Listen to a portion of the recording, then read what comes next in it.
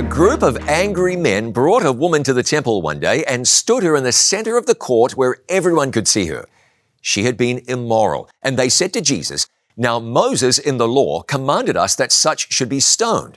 But what do you say?" That's John 8 and verse 5. They knew that Jesus knew what the law said, so they were trying to trip him up here. And it's clear they were perfectly willing to see this poor soul executed.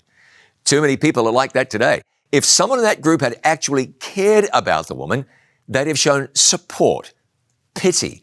They'd have offered help. They would have arranged for a group of women to help the woman to find a better way. But these men majored in condemnation. It's just as well that God's first instinct isn't to condemn us, or we'd be in a bad place. It's easy to condemn. Anyone can do that, but it takes grace to show support to someone who has fallen. And people need that more than they need condemnation. Jesus changed this woman's life, saved her life, transformed her life. When people sin, especially when it's spectacular, they don't need to be shamed in the public square. They need to be shown the path back to wholeness as quickly as possible. They need to know that God is merciful because He is.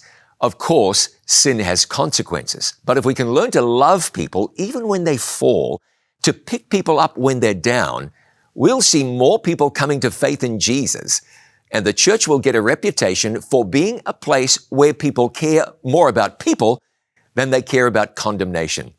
God is love, and He wants His people to show love in the same way He does. We can condemn or we can support and love. Jesus showed us which approach He favors.